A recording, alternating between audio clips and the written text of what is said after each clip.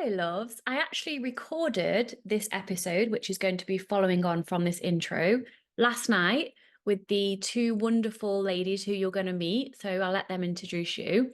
But it was dawned on me as I was in bed last night. I was like, I didn't actually share how we met each other, where we knew each other from, and what they've actually been through in order to get to where they are today. And they share that in the episode.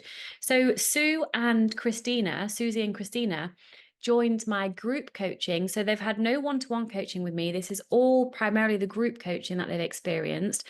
And when Christina mentioned the word circle, and what she's relating to is the platform that my membership is based on. So, and again, I don't want to ruin too much, but Susie and Christina met each other through Circle, through my group coaching platform. And they're like besties, they message every day, and it's such a beautiful bond to see. And the development and the growth they've had in their food freedom and body love journey has all been primarily all the group coaching. So that wasn't clear in the episode, which is why I wanted to come on and just let you know that in case you did want to join the group coaching, when you see the progress they've made, it doesn't have to be the high ticket one-to-one. You can make huge progress and meet incredible people in a group setting environment. All right, enjoy the episode.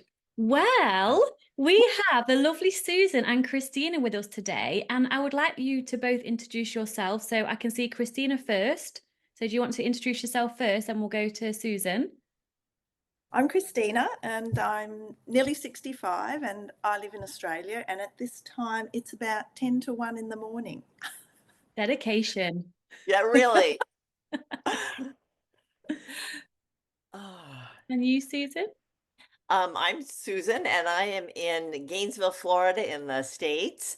And I won't say quite yet nearly 70, but I am 69 and some. Wow. Well, I would love for you, either one of you or both of you, to share why we're doing this podcast, because I think it's definitely needed. And you both reached out to me, and I'm so glad you did. But why? Susan, did you want to go first? Sure.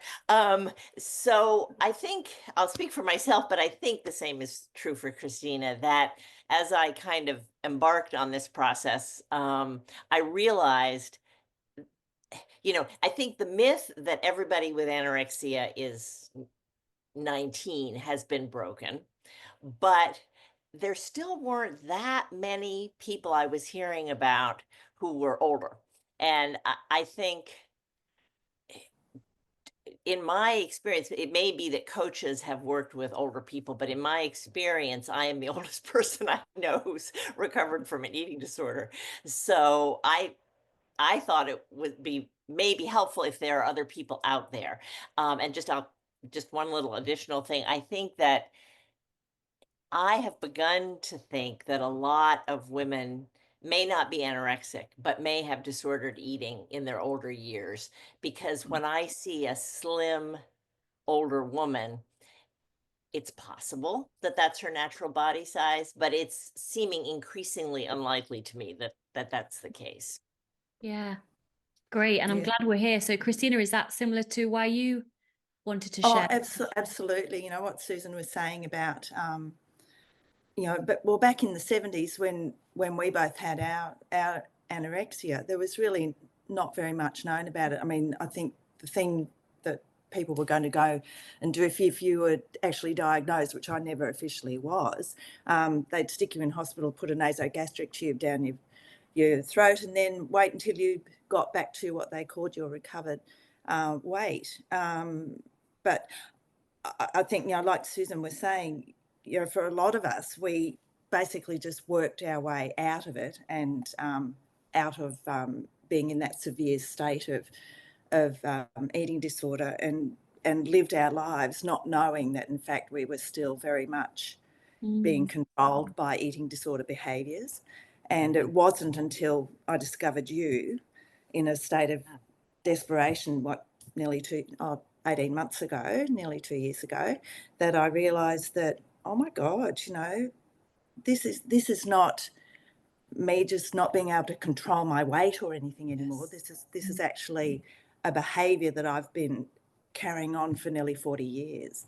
So, Wow. And I'm, if I could add, I just to sort of backtrack, I was diagnosed with anorexia in the 70s when I was 19, but then was believed myself, and I think this is similar for you, that I was recovered. I thought I was just one of those lucky people who diets did work. Like I had the quote, self-discipline. I had the, and so I was in that 3% of people where diets worked, not realizing how both physically I was slender normal, I would say. But not realizing not only that I was depriving my body of what it needed, but also that it was such a focus for me. I mean, mentally, eh, that's what I was thinking about most of not most of the time, but a lot of the time. I think you said Oh, something yeah, really that's key there. Oh, sorry, ladies. I no, think no, you go there's a ahead, delay, Tony. isn't there? Something really key you said there, Susan. Is it Sue or Susan? What do you prefer? Any like Sue, Susan, Susie, whatever works for you. Okay, Susie's cute. I'm going to use Susie. Okay. But you said something really key there. You said you thought you were in the top 3%, or I've used the word top, interestingly enough, the 3% of people where diets do work for. But you realize that in order for your diets to quote work, you had to be fully focused on restricting Yeah. and saying no and controlling your food, which actually is an eating disorder. Right. I mean, and this, I had not realized, like Christina, I eventually, trying to make this short, but I had, after years and years of sort of restricting and being sort of slender normal, which was probably thinner than I thought it was, I actually had a lung problem which resolved, but I inadvertently lost about 15 pounds. So that re-triggered Ah, eating disorder, and I didn't want to gain it back. And that was a little bit of a red flag for me. But what really happened was that eventually my body was ready to gain it back, and I did start gaining weight. And then I was sort of freaked out. So I started listening to podcasts. And then I realized, wait a minute, none of this has been normal. I mean, not just the last 3 or 4 years, but my whole life, essentially. wow. And Christina, did you have a similar experience thinking it was normal because everyone around you also probably diets, sadly?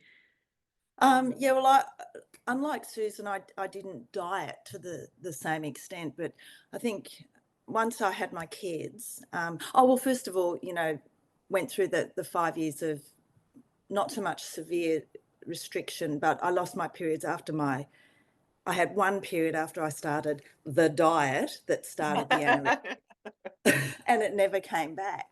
And I ended up having to, well, I went and saw an endocrinologist who gave me some medication, and it actually brought it back on.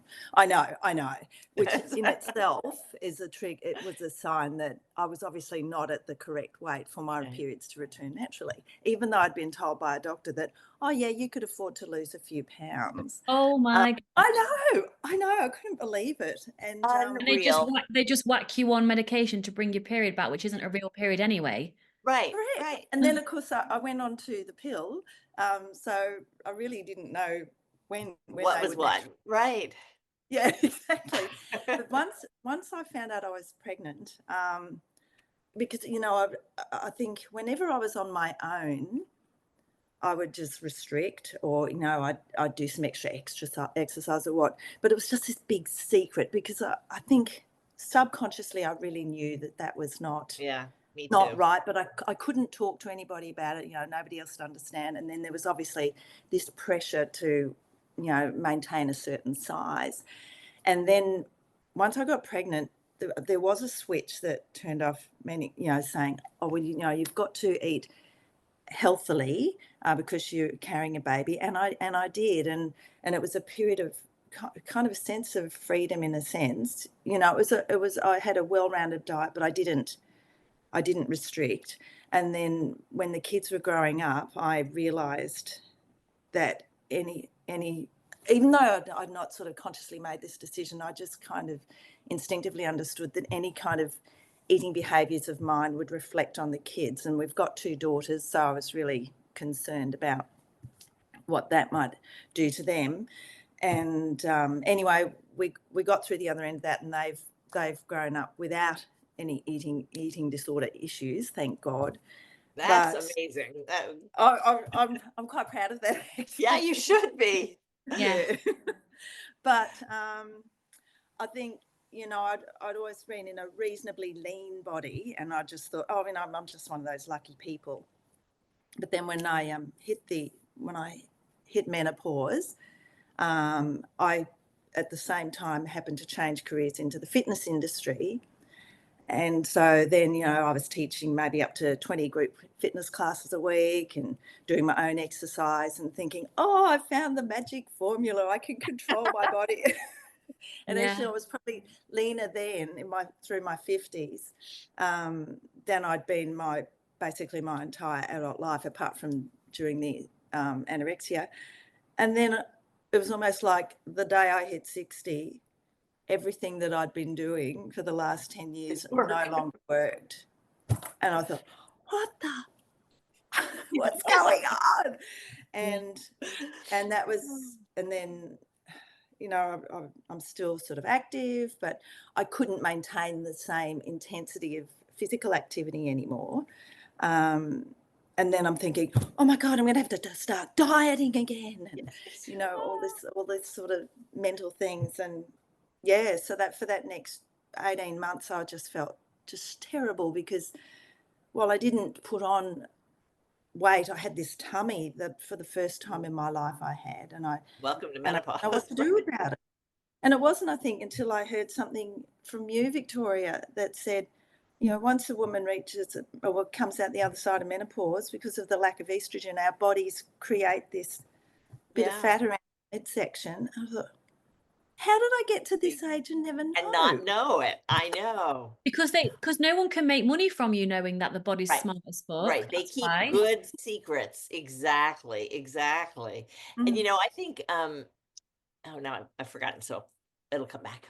It will come back. But yeah, it's so true, because like you said, and I actually understood this from, what was the lady's name? I interviewed her from a podcast. She's called the Body Peace Coach, Nina Mal something. I'll link her below of this. She told me that because she's been through menopause, and she told me that when you've been through menopause, you gain more fat on your stomach because, like you said, Christina, your ovaries aren't doing what they used to. So you still need to create this estrogen, and estrogen is created within fat cells. So you have to have that in order to balance your hormones. So the whole world tells us that, the middle age spread, they call it, and and get rid of it. And get rid of it. How to get rid of your belly fat. Yeah, but actually your body is so smart, and all it's doing is taking care of you.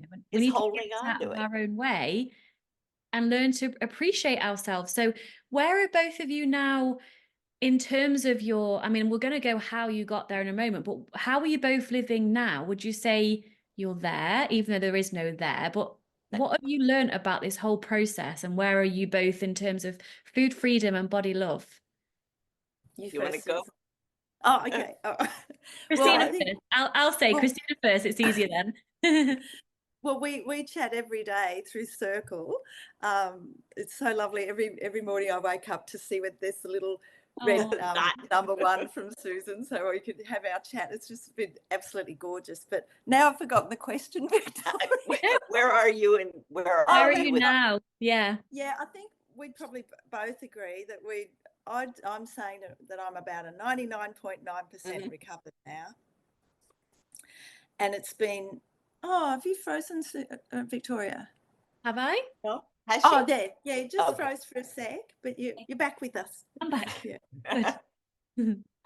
But yeah, I think, and it's so funny talking to Susan, that I think we've both been on this very similar trajectory in terms of our recovery, that it's been probably in the last month to 6 weeks that I've been able to look in the mirror and be really okay with and actually like what I see in my naked body now. Whereas 6 months ago I was still really repulsed by this fat that I had developed that I'd never seen on my body for my entire adult life. Yeah. How did you go from being repulsed to accepting? Working through the modules and the body love binge. Thank And you for the talking to plug. Susan. That's been an absolute life changer for me. Absolute life changer. Yeah, and you were open to doing the work. That's also important, because someone could go through the modules and consume the content, but then not really do the inner work to create the change in your life, which is crucial, isn't it? So, Absolutely. Susan, what was the hardest thing for you about, in fact, I've not even waited for you to respond. Whereabouts are you in your recovery? Combined. So I'm very similar to Christina. I am eating was I so I had totally been out of the sort of the eating food diet world in terms of my awareness since I mean, I just thought, oh, people are supposed to be thin. You're a good person and morally responsible if you maintain a thin body. And I thought that for 40 or 50 years. So when I started listening to podcasts, it was this, 50 years of suddenly realizing that diet culture is a thing and not necessarily a good thing. So after a while, then I decided, okay, I need to, not be suppressing my body weight. And I knew that I was going to gain weight. I mean, I knew it was sort of like, you know what, you're going to have to suck it up. This is awful. And you've been scared of it for 50 years, but you're just going to have to do it. So eating came very easily to me. I mean, I didn't even have extreme hunger. It was just sort of, I fell into sort of, intuitive or normal eating. That was pretty easy. But the body stuff was really hard. And I would say now I would say I am pretty accepting. I mean, I think there'll be the odd day where I'll sort of think, oh, but it also doesn't destroy my day. It's sort of like, oh, okay, and then I go on. So, um, so the body part was definitely by far the hardest part. The other thing, which I think applies to both of us, is unlike somebody in their 20s or 30s, we had lived with thin bodies. I mean, I had lived with a thin body probably since I was 15 or 16. So that's like 50 plus years. Yeah. Getting used to a different look in the mirror, a different feel in your body when you're so accustomed to the other was a big adjustment. But I feel like, you know what? It's so worth it. It's like I have a life. I don't perseverate on it. Yeah. Oh, that's so true, Susan. I couldn't have put it better myself. Well, you put it much better than I could have. No. But I think that's the thing and that was exactly for me. The eating side was so much easier than the body acceptance, and seeing this body getting bigger when you've been used to it, and just taking up more space in the Yes. world. Yeah. Was kind of the hard thing. And then the other thing was gaining this weight for the first time in your life at our age, when the skin Right. is starting to go. You've got the sags, you've got the finer, looser skin shows more cellulite, all those sorts of things. And I remember, when I first started gaining some of the weight, I thought, if I'd only gained this back when I was 30 or 40, it'd be sort of just more nice, right? The lumpy bits where I'm not expecting them. I don't really want. Yeah, exactly. Yeah. So that gaining at our age is definitely much more difficult to mentally accept, I think, because it's not just an overall thing. It's very patchy, isn't it, Susan? And yeah, and just feels uncomfortable, and not. You look in the mirror every day and you think, that's not me. Yeah. That's not the person that I am. Who is that person? Right. Exactly. Yeah. What was both of your, I know you spoke to it briefly, but I think it's going to be really valuable for you both to share. Let's start with Susan first. What caused you to start full recovery? Like, I know you said you kind of fell upon a realization of like, oh, wait, there is such thing as diet culture. It's not just a normal thing. There is this thing What caused you to be like, you know what? I'm not doing that anymore and want something different for yourself? It's a really good question. I mean, part of it probably was that I knew because I was getting older, I wasn't going to be able to keep my body thin. So, sort of like, well, if you can't beat them, join them. But I think a bigger part of it was it began to feel, this is a funny word, but it began to feel sort of unbecoming. Like here I am, almost 70. At that time I was like 60. It's been 2 years, so I was 67. Um, eh, you know, I mean, I don't think of myself as an old lady, but a younger Mm. person would think of me as an old lady. And it's like, why am I spending so much time on my appearance? And of course, there's a whole psychological, it's not just that you want to be thin, it's also that you then have a lot of control, or you think you do, and all that kind of thing. So, self-esteem. Um, so it began to feel, so it was like I was realizing I wasn't going to be able to keep doing it. I felt like it was sort of just unattractive. I mean, my body could look attractive, but then what I was doing wasn't really attractive. Um, I then, and Christina and I have talked about this, this was hard to admit to myself, but I realized that I did have a sort of a feeling of superiority. Mm. And uh, it's really an icky thing to acknowledge. And of course, now I don't have it because I don't have the thin body, um, but I didn't like that either. That didn't feel good to me. And I think it was just when I suddenly realized that all these things that I had believed in, I mean, I really did believe, sort of how a physician might have you see it or something, that to be responsible, to be good, to be healthy, to be, you know, um, disciplined. Those were good things, and any Mm. good person should do that.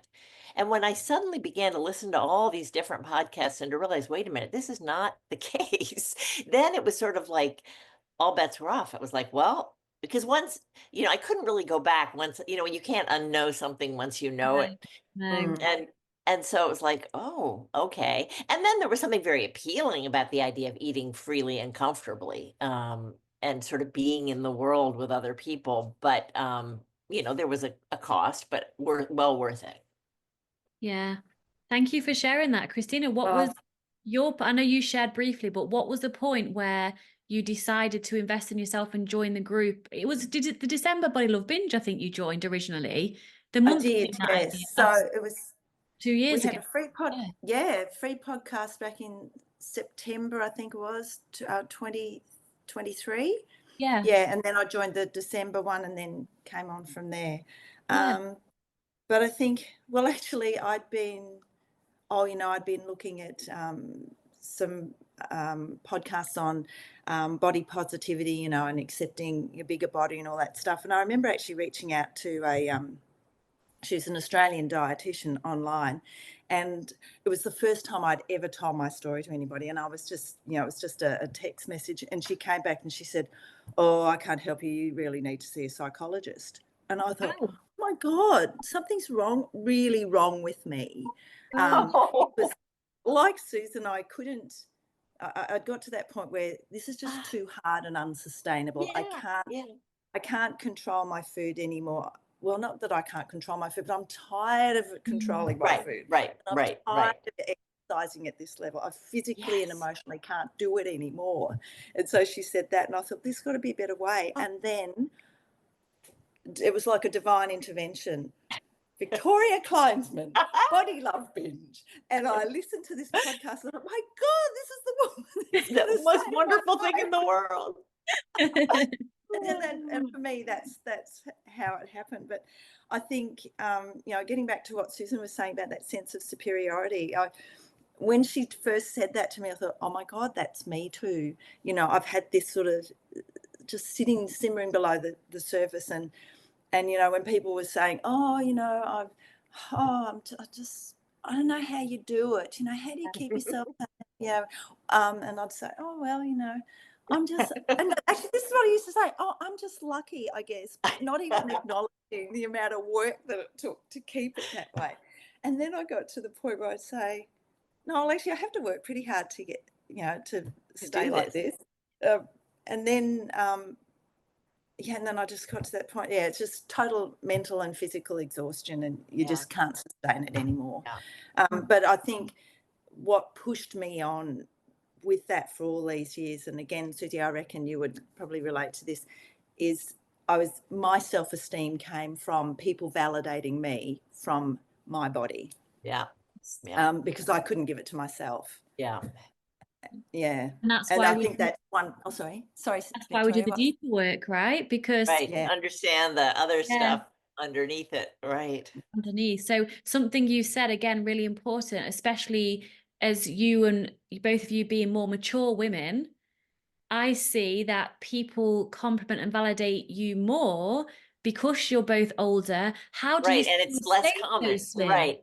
Right. Like 20-year-old is not that uncommon to see a slim, but 60, 65, it's a different thing. I know. It's Yeah. So I think it's more validation as you get older because people, like you said, 20-year-olds, it's more common to see thinner. And then you start having children and then your body right. changes anyway. So then after children, it's like, how do you stay so slim when you've had so many children? And it's always like in comparison to, the celebrities like getting back into shape and the age thing, because obviously fat phobia, I think, is linked to age, what do you call it, ageism, like Yes. Yeah. younger as long as you can. Yeah. The other thing which I don't know, Christine, if this is true for you or not, but I I think that part of wanting to stay thin, because over the years, and this is another thing about being older, over the years, I had there were some areas in which my confidence had been built a little. I mean, when I was a teenager and I started stuff, being thin was the only thing. And, as I got older and I had a few other successes in life or whatever, I began to feel like, okay, I've got something, but still I needed that sort of magic feather. Like, you remember the elephant Dumbo that had the magic feather that he thought he could fly? And I feel like my weight was my magic feather. But now what was I going to say about that? Oh, It's, darn. it's This a is superiority, people validating you needing that yeah, validation to be okay. yeah. It'll come back. This is what happens when you're old. Oh, I know, it had to do with It's, age. This is when you're older and you have it's like but I think in some ways, as I got older, without being aware of it, the fact that I thought I was really healthy was a way of not thinking about aging. Like, just yeah, sort of a good looking one. backwards instead of looking forwards, and sort of pretending in my mind that I mean, I knew I was not 20, but I might have thought I was 40, Yeah. and so letting go of that and just saying I am who I am, where I am in my life, and yeah, I'm getting closer to the end of my life, Mm.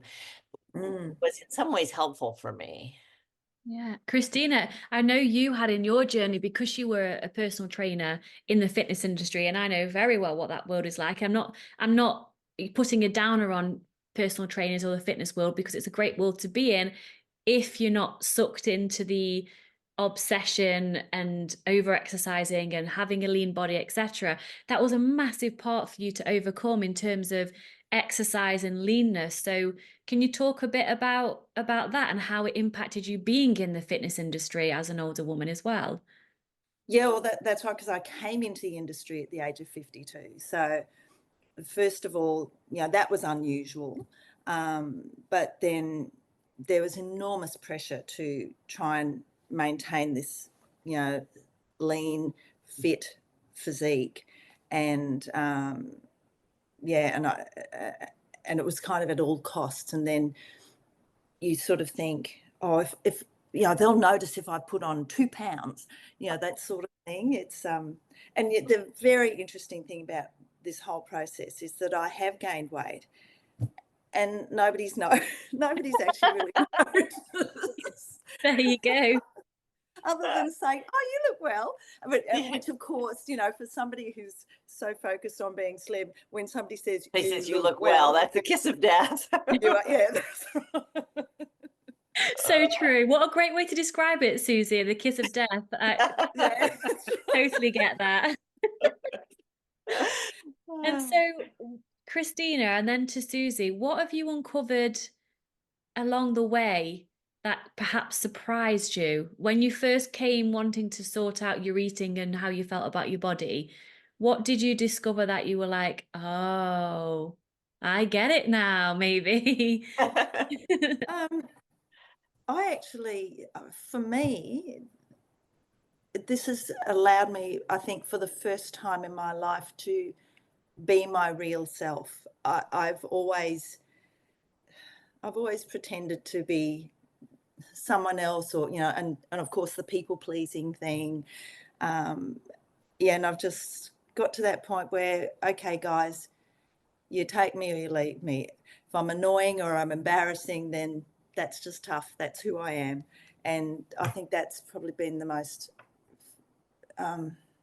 freeing and most wonderful point in my life to come to. Yeah, for So sure. being yourself physically, mentally, emotionally, and expressing yourself in your authentic way. And it's everything, isn't it? Allowing yourself to take up space, which is something you said physically before.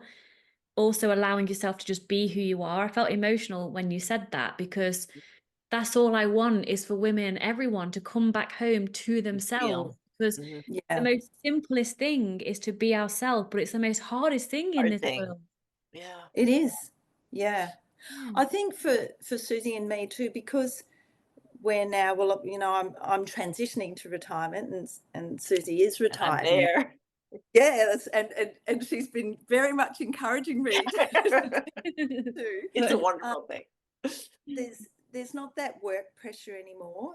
You know, I used to work in the corporate environment, and you know, and you're always trying to be someone for something for someone, if you know what I mean. Whereas, you know, you just get to a point where you just do stuff for yourself, and and yeah, and become authentic. And you know that exercise of the values, Victoria, Yes. that's in part. Yeah, so I did that twice, and I kind of left a bit of space between the two times I did it. And the first time I did the values, it was all about the family and all these other, you know, everybody outside else. person. And then when you just reminded me before of saying authenticity, it's one of my top 3 values.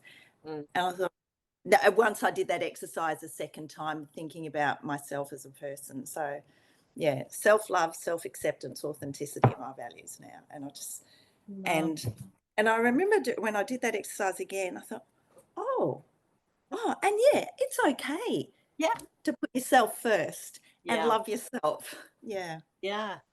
Absolutely okay. Everyone needs to do this. If everyone woke up tomorrow, imagine the world, everyone wakes up tomorrow loving themselves. Wouldn't that All be great? war would end, diet culture would end, beauty Yeah. culture would end. Yeah. I What know. about It's you? so What about you, sad that Susie? we don't. Yeah, sorry, what did you say? I just said it's sad that we don't. Yeah, but you two now, including me, are an inspiration to others to just be yourself, because the best way to love yourself is to be yourself. Yeah. So Yeah, well, that's right. I mean, because you can't love someone that, what am I you trying to say? can't Yeah, you love can't. who you are not. You can't Right. love Yes, Or a yes. fake pretending to self. be. Yeah. Yeah. Yeah. It's not who you are. So one of my coaches once said something like, I would rather people love me for who I am than hate me for who I am not. No, Yeah. hold on. Uh, The other way around, right? Hate me for who I am, then love me for who I am not. Yeah. Yeah. Yeah. Yeah. Exactly. So what about you, Susie? What was some of the deeper stuff that you uncovered that really kind of made you think about, wow, this is more than just the food and the body control stuff? Yeah. So it's interesting because over the years, I had been in therapy a couple of times, a fairly in-depth therapy, but somehow it had never, integrated what I was learning about myself and my early experiences and how I perceive the world with the food. It was a funny thing. It was very separate. Um, but so, so I didn't learn as much new stuff about sort of what the eating and dieting meant to me, because I had figured that out, but I'd only figured it out intellectually. I hadn't been able to do anything about it. Um, but the thing that really in retrospect amazed me was how, because I maintained my weight by counting calories, fit whatever that fitness, I can't even remember the name of the app My anymore. Fitness Pal. My Fitness Pal, Oh, right? that one. It should be My Fitness Foe, right? Right, exactly, not pal. Um, and so whenever I was with people, I was counting calories in the back of my head, or even at home. I don't actually cook. My husband does, which I'm very fortunate for. But I'd be looking like, is that like a tablespoon of oil going into the frying pan? I mean, like, just not fully present. And so I feel as though what this has given to me is being fully present in the world. I mean, just there. And then with that come all sorts of, you know, joy, humor, love, things that things that I had in part previously, but now it's like much, much fuller. Yeah. Wow. Go on, That's Christina. right. It's sort of, Susie, when you just said that, it's sort of like we were living a life in parallel rather Yes, than being in it. right in it. Yeah. Yes. Yeah. Yeah. I think that is very true. And I often wonder, one of my sisters did say to me, um, something about how I seemed more engaged or something. But I often wonder, like, does it look different? I mean, obviously, my body is noticeable, but that's fine. But other than my body, is how I am in the world. Does it seem different to other people? Yeah. I don't know, but it feels different on the inside. Yeah. Mm. What? Okay. Oh, this is questions come to me for both of you. So, Christina, and I'm going to ask it to you as well, Susie. What would you tell your 25-year-old self if you could go back now and have a conversation with her? Oh, wow. I would, well, first of all, I'd tell her that I love her, Mm. um, which I've only been able to do probably in the last 5 or 6 months, and just say that you are a beautiful person on the inside, and it makes absolutely no difference what you look like on the outside. What you give to the world is a gift, and so just be yourself, be completely yourself. I love that. Like, What about you, Susie? If you could speak to your 25-year-old oh, self, what would you you know, say? that is a very good question. I mean, I'm going to be a bit facetious here. I would say, what the hell are you doing? But the other thing, which, and Christina and I have talked about this a little bit too.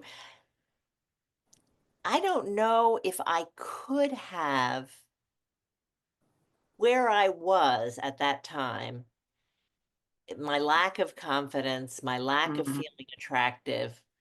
I could say to that person, oh, it isn't worth it. Don't worry. Just be yourself. I don't know if I could have heard that at the time.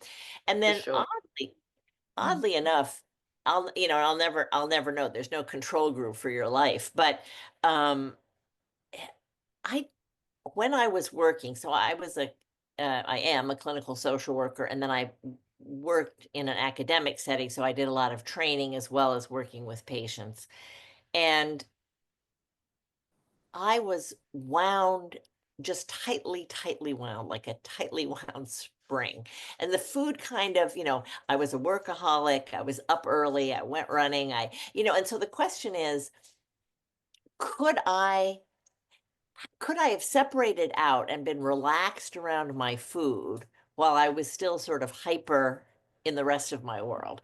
Or would I have had to have changed my whole workaholic self, which might have been useful. You know, so I don't know if I could have. What I would say is, it is not all this effort and preoccupation is not worth it. I mean, it's worth it in one way because you have the body you want, but in terms of all the costs, um, and that it isn't healthy, you know, that it isn't good for you not to be at your natural body weight, um, and psychologically, it's not good because you're just preoccupied and not in your life. So I don't. So I those are what the things I would say. Whether or not I could have heard it is a different issue. I totally get it. And that's why both of you, all of us, we're exactly where we're supposed to be right Yeah. now. Even if we don't want to be where we currently are, we're exactly where we're Where supposed we're to supposed to be. Yeah. be. Yeah. Yeah. Yeah. And so Christina and then Susie, or no, let me do it the other way around because I do it that way around. Susie first. What have you gained as well as weight? Oh, so sort of I mean, the ability, I mean, I really do feel like um joy is kind of the thing. I mean, so being able to eat comfortably is like just truly wonderful. I mean, so I'm Yeah. fortunate that my husband cooks, so that's, I mean, that's really nice. But Mine just too. Mine too. it's, I'm just going to so put that's mine out there too. He does as that's well. good. But I sort of feel like, you know, I I was always, I mean, I always had the salad or the, if you had to have an entree, then it had the shrimp in it. I mean, it was, you know, those were the two options when you went out to eat. And I don't even like, I can't even remember what I had for breakfast today. You know, I just don't keep track of it. So the freedom from that is really nice. And being able to enjoy food is really nice. And then just, you know, we take a walk every day, the joy in looking at nature and playing with my dog and being with my husband. I mean, it's just, I think it's just being able to truly be in the middle of it all that I've gained. Wow. What about you, Christina? What have you gained as well as weight? Well, I think, yeah, I won't be able to articulate it as well as Susie just did, but yeah, very, very similar. But I think that in terms of the eating, just releasing a sense of guilt from, Mhm. you know, uh, eating things that, you know, you're not supposed to, you know, like being able to truly enjoy a piece of chocolate or Yep. several pieces of Piece of chocolate, chocolate. or, Right. Right. you know, have the dessert that you want, instead of, Right. like Susie was saying, you know, picking the one that's probably the most Lowest healthy, like, calorie. yeah, lowest calorie, or not having it at all, or having it and then And being then feeling absolutely terrible. with guilt Yeah. about Yeah. at it.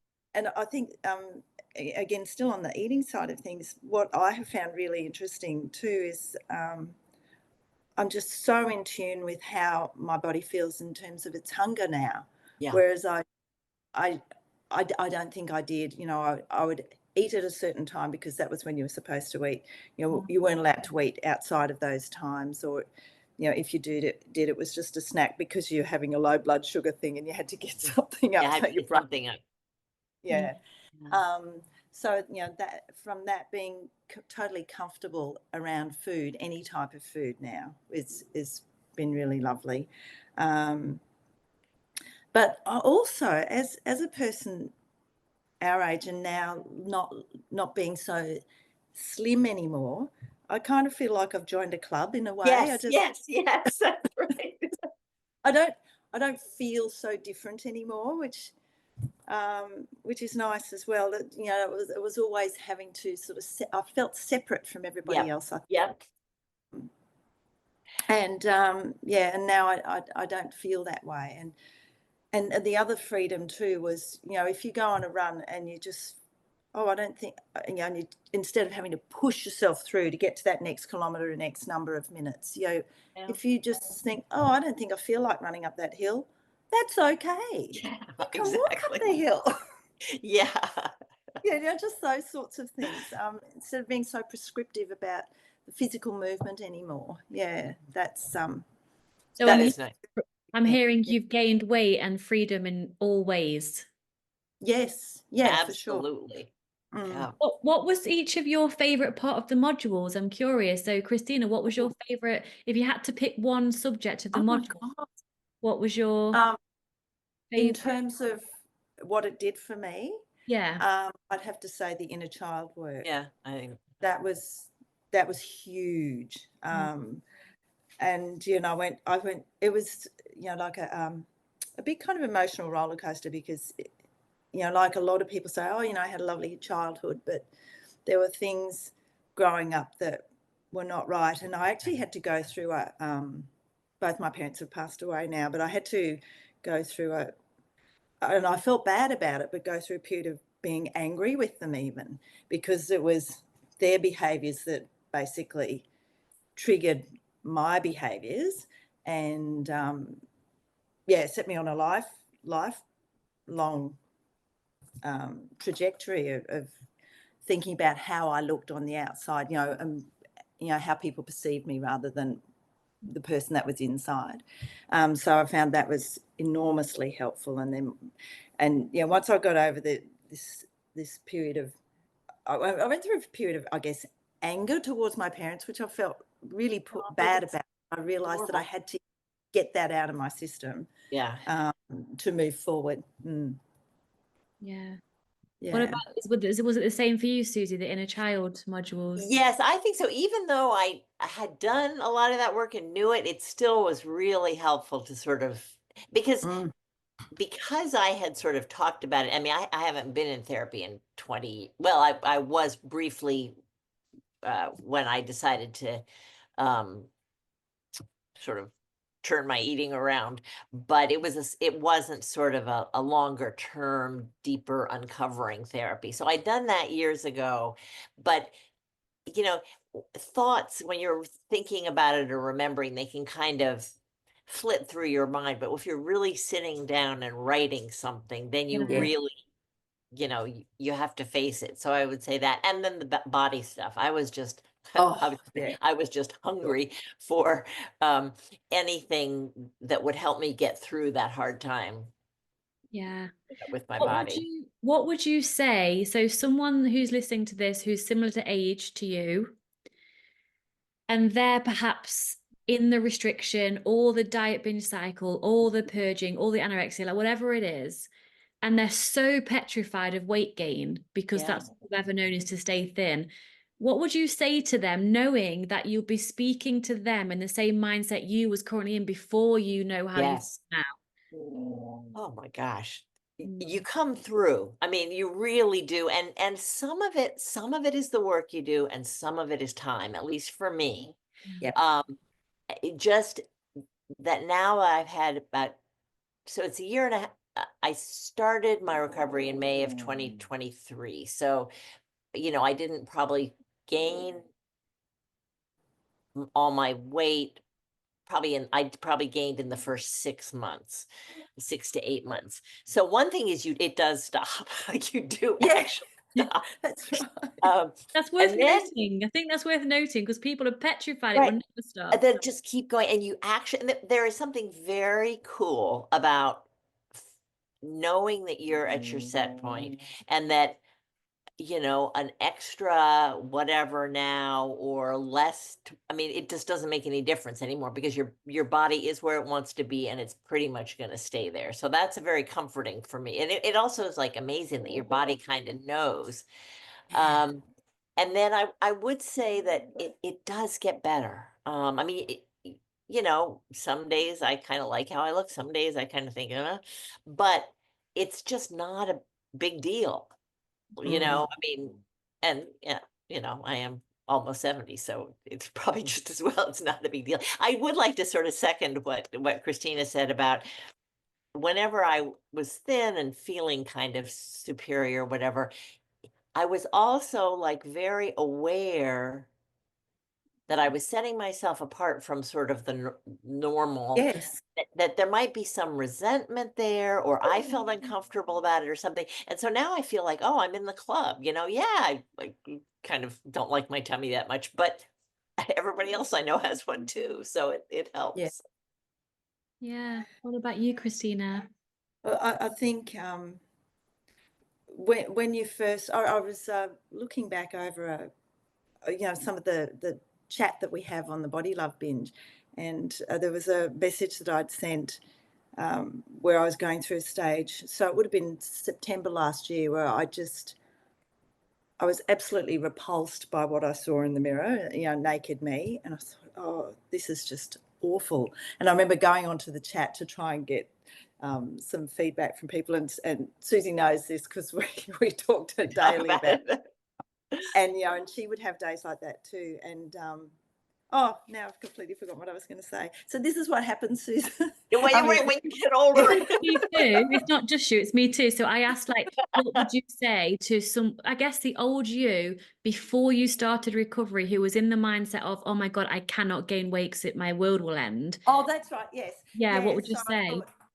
Well, yeah, because when I first started the Body Love Binge, I thought, oh yeah, well, I know I'm going to gain some weight, but it'll probably just be a kilo or a couple of kilos. And then when I had to go to a new dress size, I thought, because I'd been the same body size for 40 years, and suddenly there's a new number on my tags, and I thought, oh my God. Right.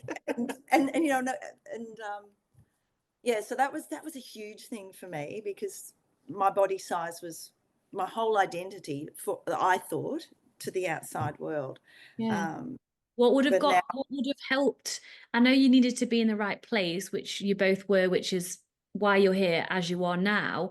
But when someone's in the position you were in and they're contemplating whether to go for it and to live in freedom, but they feel the way you felt about weight gain, what would you say to them to try and reassure them that it's worth it? Because obviously it's all right me saying it, and I'm an expert in it, I've been through it, but I'm not your age either. Yeah. And so that's why we're having this podcast. And I'd like you both to come back on again, please, because there's so much more I want to ask you. I know. I think there's a lot of comfort in knowing that there is the body set point.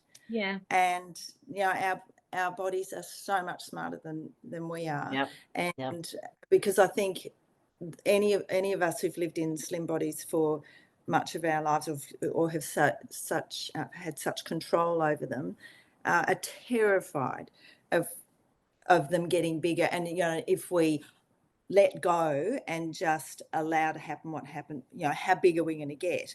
But I think just trusting in the fact that our bodies are way smarter than we are. I mean, even just the business of reaching menopause and the body, gaining weight around the midsection to compensate for your loss of estrogen.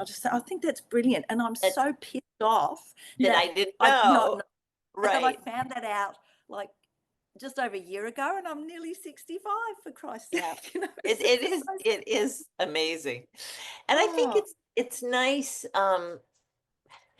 And I think I heard people on podcasts say this, and I didn't quite believe it, but you do get to a point where it just matters a little less. I mean, yes, we would all like to look nice, and I would love to have been born with a different body shape and appearance or whatever, but it just starts to matter a whole lot less. Like, so it's a combination of, I don't look so bad after all.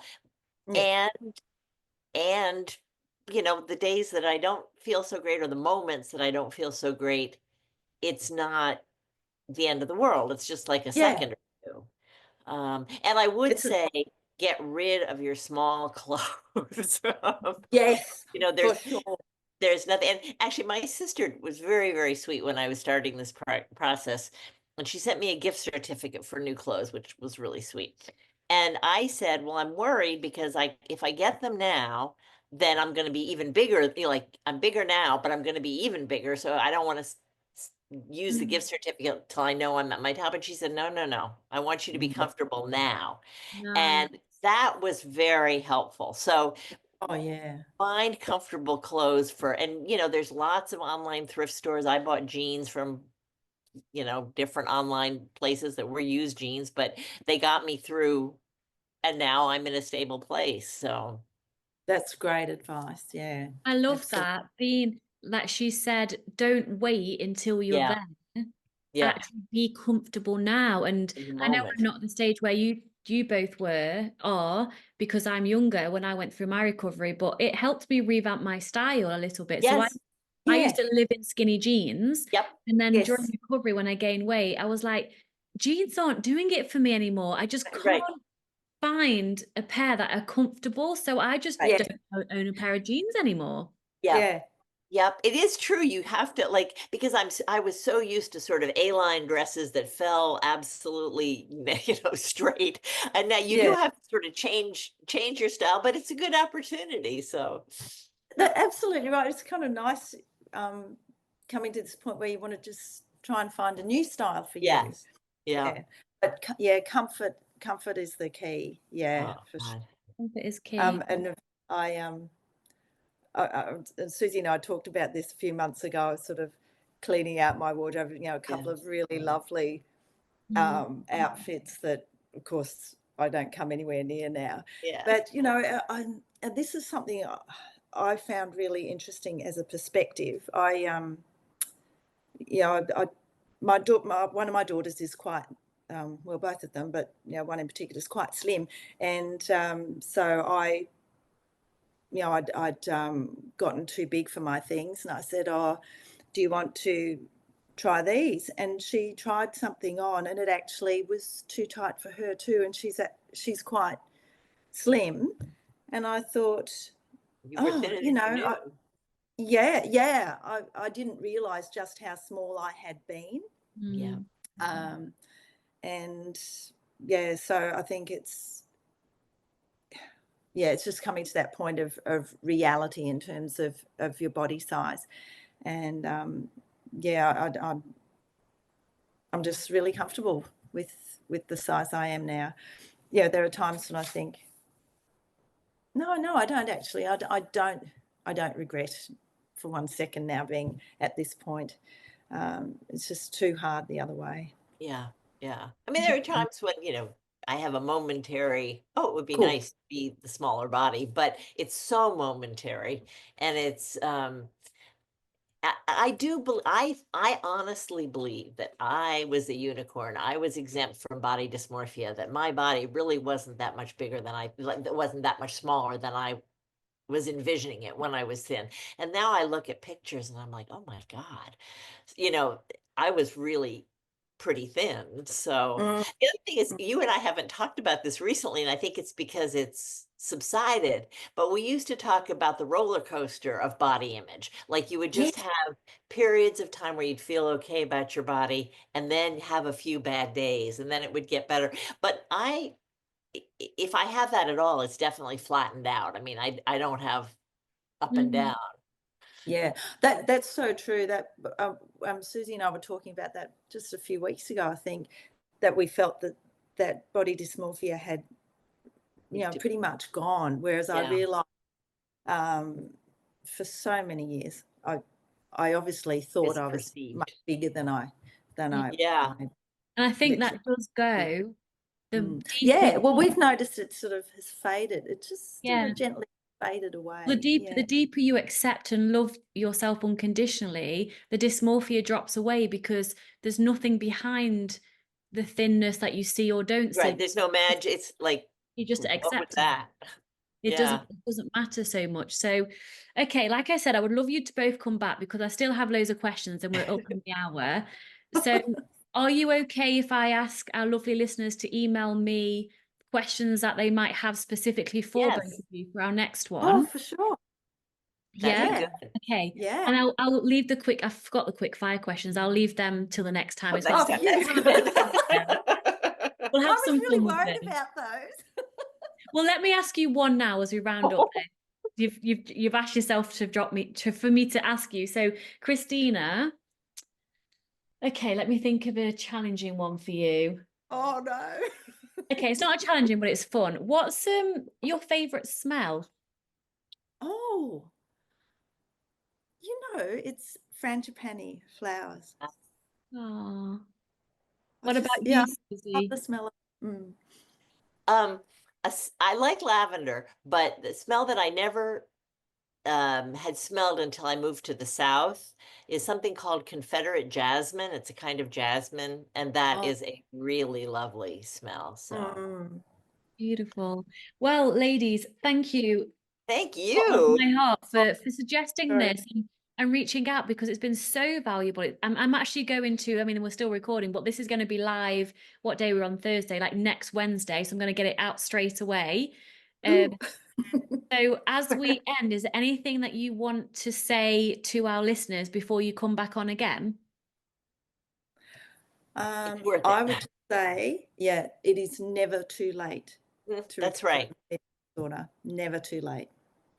And really, I guess this is something that was in my thought process as I was turning things around for myself. Do you really want to get to be like at your very oldest and have an eating disorder? I mean, I know Correct. I mean, it's not so easy to change, and I understand that there are people who will not be able to, but oh, it's nice to be able to enjoy the end of your life. For I love sure. that. Absolutely.